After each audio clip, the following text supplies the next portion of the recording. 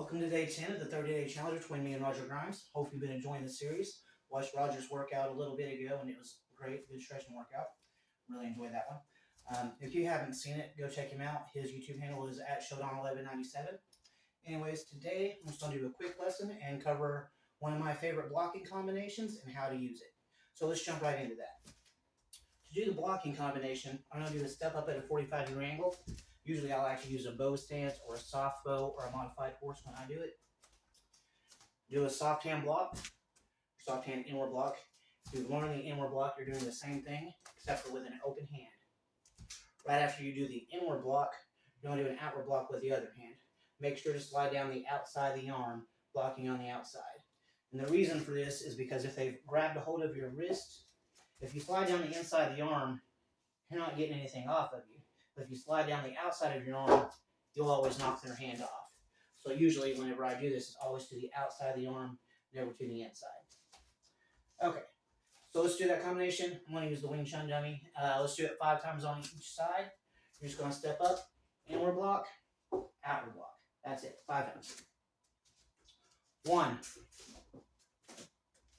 2,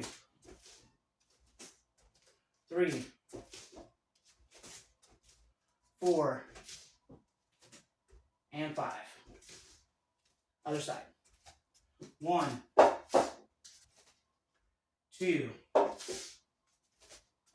3, 4, and 5. Okay. Now, if you're a fan of Kung Fu, this is an excellent place to practice those different hands. Whenever you do your inward block, outward block, if you have a partner or partners of different, preferably multiple partners that are different sizes, use different hands, see how it affects. How does it work when you pull back? How does it work when you push over? Is it different when you use a tiger claw? Is it different when you use an eagle's claw? Can you manage to grab a pressure point in the hand when you do that? How does it look when you use a hook hand or a crane kick? You can see how all those different hands affect the body, and that's a great position to do it in. I personally really like the hook hand here because it seems to pull people just a little bit further, give me a little extra force, and while that's pulling them into the technique, it gives me a bit of a opposing force when I strike back. So same thing, right? Inward block, outward block. I'm just doing a hook hand as I pull back and then striking. If you don't know hook hand, it's really just hook the hand, or you can use a crane's beak where all 4 fingers touch the thumb, and it's an excellent place to practice that. All right, so let's look at some of the practical applications. We're going to start off, like I said, with just a wrist grab. We're going to look at a technique called grasping talons B. Your opponent just grabs your hand and they have it up. So this hand, we don't even worry about the inward block. We just step up and do the outward block. In this case, we go from an outward block to an extended outward block. I like to use the tiger claw grab here to grab the arm. If I can, I'll put my fingers in any pressure, any point on the arm that I think will hurt. Centered. Usually the center of the joint works the best. You just squeeze the crap out of it, and it may not work. But that's fine. At least you've got a hold of them, and you're here for your strikes. And that's what we're going to do is throw 2 strikes, 1 to the kidney, 1 to the head. So let's do that 3 times on each side.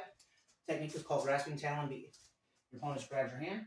1, step up, outward, 2, extend outward and grab, 2 punches while you're on the outside of the body. 2. I did the inward block instead of just putting my hand up, which is fine if, let's say, instead of grabbing, they threw a punch instead. You can still use grasping talons B, it's just instead of grabbing your hand, you're using a soft hand block instead. 2. Other side. 1, inward, outward, double punch. 2, inward, outward, double punch. And 3, inward, outward, double punch. And again, that technique is called grasping talons B. It is a purple belt technique, and when I learned it, it was Chinese Kung Fu. The name had since been, Chinese kenpo. The name had since been changed to Chuan Fa because kenpo is a Japanese word and Chuan Fa is the Chinese word, so it didn't really make sense to say this Japanese word rather than just using the Chinese word. It just made more sense to everybody, so we wound up using Chuan Fa instead of kenpo. Occasionally we still use kenpo just because it's a much better known name than Chuan Fa. More people are aware of it. Okay, So let's move on to another technique called the sleeper B. I believe it's in blue belt, if I remember correctly. Starts off same thing, off of a punch or a push, either way. Inward block, outward block. This time I'm going to circle that on around and strike the growing with a ridge hand strike. So going inward, outward, strike to the growing. Right after that, we're doing a ridge hand underneath the arm, but to the side of the neck. What that does is put that arm right above your shoulder when you step in, so that you can reach around the body into an arm triangle, and you'll choke them out with an arm triangle. Hence the sleeper. You can step in and put them to sleep. You could also do this without the outward block, with just an inward block and a straight hit if you want to hit the growing first. But for the sake of learning this block combination, we want to do both. All right, 1, inward block, outward block, reach hand to the growing, reach hand to the side of the neck, reach in, arm triangle. It's really hard to do that triangle around the down here. 2,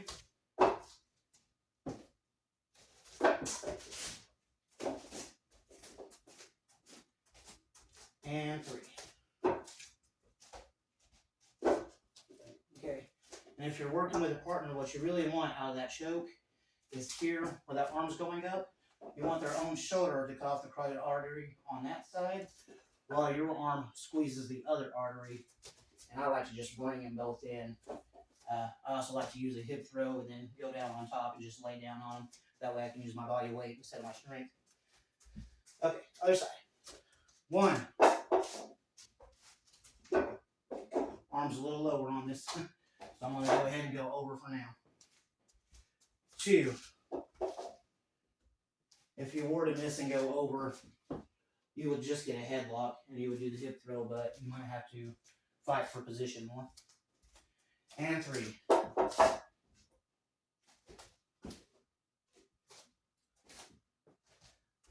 Okay, let's move on to a more direct hit. Rather than coming around, like I said, I like to use that hook hand, or you can not even hook and just pull back and let the friction catch the hand. This technique is called clawing panther. You want to do inward block, outward block. Use that hand to pull down. As soon as their arm's coming in, I'm going to do a ridge hand straight to the throat. So it's inward block, outward block, ridge hand. Right after that, I'm going to circle that hook hand around to the back of the neck, pull them into a knee. So in the air, it's inward block, outward block, pull down, throat, hook, knee. With your knee up, as you step down, set it down behind their legs. Don't set it down and then step. You want to do so much better if you just set it straight where it needs to go.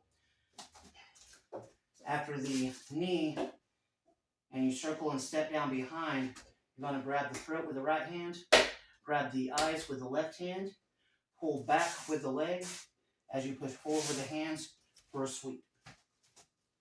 So it's inward block, outward block, strike, hook, knee, grab throat and eyes, sweep to the floor. We'll stop there. There's actually, if you want to practice it, there's a finish, because they would land in front of you, spread eagle. So you would shuffle through the growing and jump into a side thrust kick to the head. But we're going to skip over that and just worry about this block combination for now. All right. 1.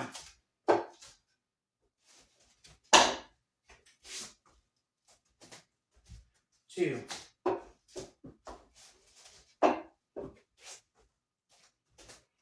And 3. Other side. 1. Remember, inward block, outward block, throat, hook hand, knee, grab throat, grab eyes, put foot behind them, sweep down. 2.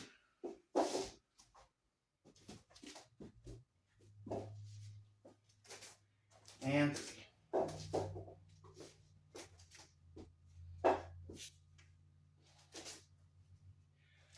Okay, that technique is called clawing panther. Now, if you notice, all these techniques bring us to the outside of the body. You can also use this to go to the inside of the body. There's not a whole lot of kenpo techniques that do use it to move to the inside, because normally they use the fork extended block instead, like in crashing anvil, advancing daggers, more techniques like that. Or we'll use a double parry, which just be hook hand, and come in and strike, because that will instantly throw both the hands out of the way. So this technique, usually used to get to the inside of the body. The one time I use it for the inside will be off of a high roundhouse kick, going inward, outward to a back fist, but staying inside the leg or holding the leg so I can go in for my sweep or something like that. It's not really used on the inside a whole lot, but in certain circumstances, it might work out. There's also a partner drill you can do if you have an opponent. You have them just put their left hand out. So we'll say this is their left hand. We do that technique, inward, outward, and push. On that outward block, make sure to grab the hand. Just keep it trapped. And what this does is let them know which hand they are not supposed to start with. Because when you push back, we're right where they started, right? They started with a push. We did inward, outward, push. Now we're where they started. They need to start with this hand that we did not grab. And I'll do an inward block, outward block, and push back. The difference being, since I'm on the outside, once they do that inward block, outward block back, they'll be on the inside of the arms. And then when you do the other side, of course, you'll be on the opposite side, and they'll move you back to the inside. So try it with a partner for 2 or 3 minutes, and then switch. See if you can go to the inside and the outside fairly smoothly. One of these days, whenever I have an oogie, I'll go ahead and demonstrate that for you. Anyways, that's my lesson for today. I hope you enjoyed it. It's one of my favorite combinations. Before we finish off, I'll show you one trick to make it faster, just for fun. So notice when you do this inward, outward block, your hands almost always make this X. Well, we learned an X block. The only difference here is we do it backwards. Usually when I do an X block, it's right hand on top to grab for a break. When I'm doing it in this combo, it's going to be right hand on bottom, because that way it's on the outside of the arm, like I discussed earlier. So by doing that X block, I can hit both of those hands really quick and get that speed up just a little bit, because I'm actually moving those simultaneously instead of one after the other.